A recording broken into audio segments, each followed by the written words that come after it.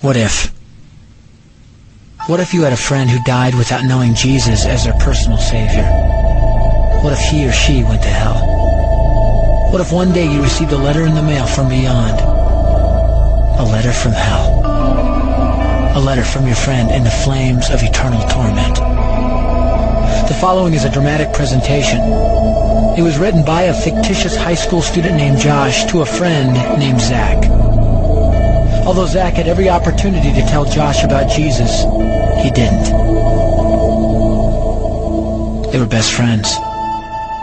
They played soccer together, they went to classes together, they partied together, they shared their lives with each other.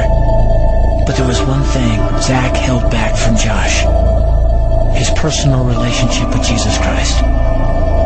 The rest of the story is simple and sad. A few too many beers, a tragic drive home, a crash, a death, a funeral, a letter. Here is that letter in its entirety. A letter from hell.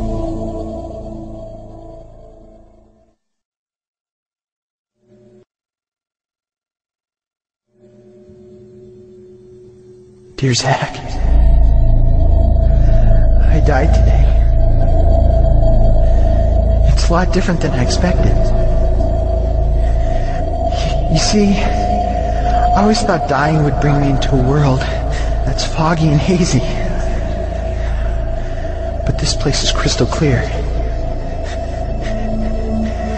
It's even more real than my life on Earth. I can think. I can talk. I can even feel. Right after the wreck, I could feel my spirit leaving my body. It was the weirdest thing, Zach. I thought I heard you screaming out to me, man. I must have been just imagining things. At first, I was just standing in line, getting registered, I guess.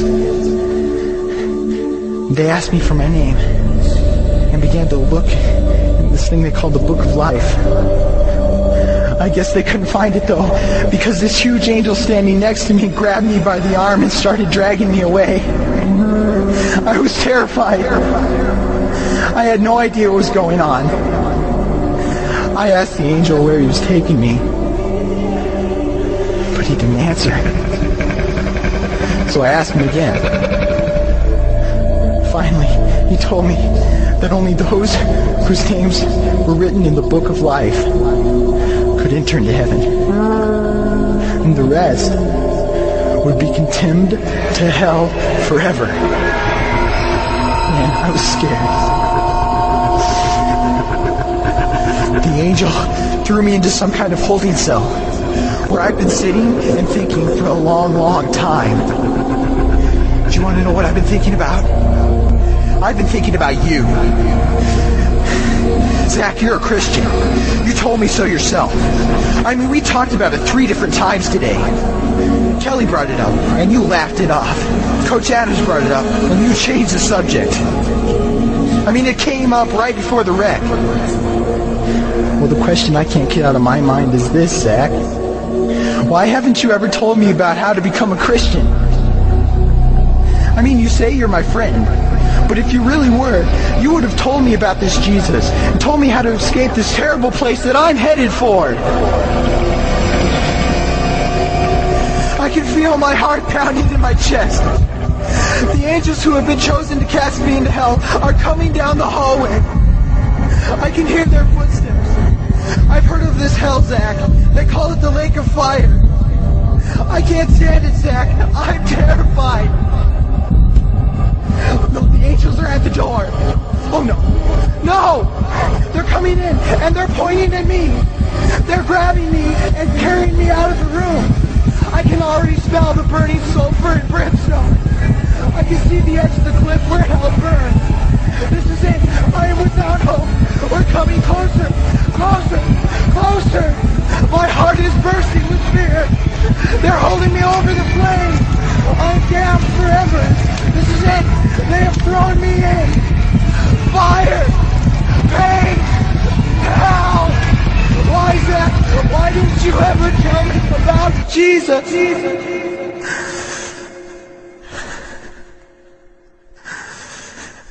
Signed, your friend, Josh. Your friend, Josh. P.S. Welcome. Wish you were here. Wish you were here. Wish you were here. Wish you were here. Wish you were here. Wish you were here. Wish you were here.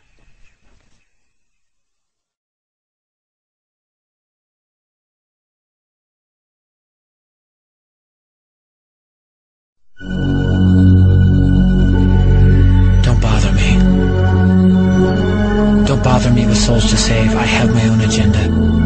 There's school to do, sports to play, important stuff to attend to. Don't bother me with my friend at work. He's got his own religion. I don't have time to change his mind. He'll make his own decision. Don't bother me with that little girl, the girl playing in the street. She's much too young to understand that the Savior she can meet. Don't bother me with the sounds I hear, the sounds of people shrieking, although I wonder who they are. Who are these victims screaming? Don't bother me with who they are. I really don't want the blame. 'Cause it's my friend at work and that little girl.